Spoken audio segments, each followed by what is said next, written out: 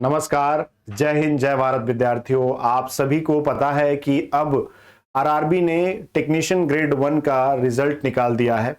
तो इसके बाद जो आपका अगला स्टेप होना है वो होना है डॉक्यूमेंट वेरिफिकेशन।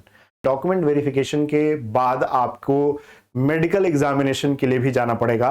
जैसा कि इस दिए हुए पीडीएफ में, अभी ये पीडीएफ जो है आरआरबी चेन्नई की वेबसाइट से मैंने डाउनलोड की है और यहां से साफ साफ नजर आता है कि जो भी बच्चा डीवी के लिए जाएगा उसका मेडिकल एग्जामिनेशन भी होगा। यहां देखिए, अब मेडिकल एग्जामिनेशन में कुछ चीजें हैं जो आप सभी को थोड़ा सा मैं बताना चाह रहा था, इसलिए मैंने ये सोचा वीडियो आपको बना के बता दूं। कुछ इंपॉर्टेंट बातें हैं, जैसे जो डीवी होगा वो आपका ई कॉल लेटर आएगा डीवी का आपके अपने अपने आरआरबीज पर या वेबसाइट पर, या मेल एसएमएस के द्वारा भी जाएगा, तो आप वहां से डाउनलोड कर सकते हैं।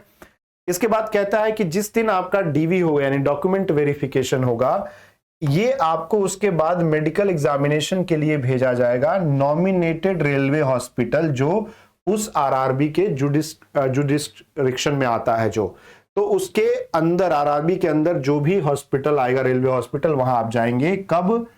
डीवी के अगले दिन डॉक्यूमेंट वेरिफिकेशन होगा, उसके नेक्स्ट दिन आपको हॉस्पिटल में मेडिकल एग्जामिनेशन के लिए जाना है। इसमें यह भी हो सकता है कि आप ट्रेवल भी करें एक सिटी से to the city of railway hospital, जहां रेलवे हॉस्पिटल होगा वहां जाना भी पड़ सकता है। इसलिए कैंडिडेट को जो है इसके लिए प्रिपेयर होके जाना है। वो बताया जा रहा है यहां पर कि कम से कम 3-4 दिन के लिए आप प्रिपेयर होके आइए कि आपको इतना समय लगेगा। ठीक है। इसके अलावा एक और बात इसमें जो इंपॉर्टेंट बात कही कि जो डीवी के बाद मेडिकल एग्जामिनेशन आपका होने वाला है वो रेलवे हॉस्पिटल या किसी यूनिट में होगा, जिसके लिए आपको 24 रुपए की फीस मात्र भरनी होगी। ये 24 रुपए की नॉमिनल फीस आपको पे करनी है। बाद में ये मत पूछिएगा कि कहां से लग रहा है। इसके अलावा कोई भी पैसा आपको नहीं भरना है। लेकिन अगर नॉर्मल चेकअप के अलावा कुछ ऐसा रेयर केस हो गया जहां कोई सीटी स्कैन करना पड़ गया, अल्ट्रासाउंड करना पड़ गया, कोई ऐसे test of rules out of refractive eye जो आंख का सर्जरी का है, उसके अलावा कोई ऐसा चेकअप करना पड़ गया या फिर कोई ऐसी सर्जरी का प्रावधान बन गया, तो इस केस में रेलवे हॉस्पिटल में अगर कोई सुविधा नहीं हुई और आपको इसके लिए बाहर के किसी लेबोरेटरी या हॉस्पिटल में जाना पड़ा, तो फिर आपको उसका पेमेंट करना पड़ेगा। ये बात यहां पर लिखी गई है। मतलब इसका ये मतलब है कि अगर आप ऑलरेडी मेडिकली फिट हैं तो ये आप पे लागू नहीं होता। जो नहीं है और ऐसा कुछ भी उनको लगा कि ये करना पड़ेगा, तो हॉस्पिटल अगर रेलवे का नहीं है और जहां चार्जेस लग रहे हैं तो देने पड़ेंगे आपको। इसके अलावा इसमें यह भी कहा गया है कि जो शॉर्टलिस्ट कैंडिडेट हैं उनको ओरिजिनल डॉक्यूमेंट्स लेके जाने हैं।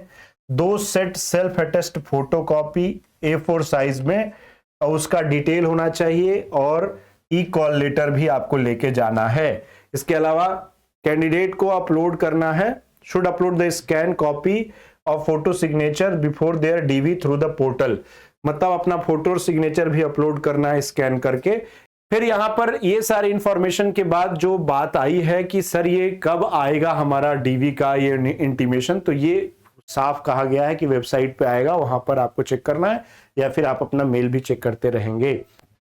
तो ये इंफॉर्मेशन जो थी बेसिकली मेडिकल एग्जामिनेशन के लिए थी कि आपको 24 रुपए का फीस पे करना है और 3 से 4 दिन के लिए कम से कम तैयार होके जाइए कि हम जाके वापस नहीं, 3-4 दिन के लिए उस आरआरबी में हो सकता है उस जोन में आपको रोका जाए मेडिकल एग्जामिनेशन के लिए।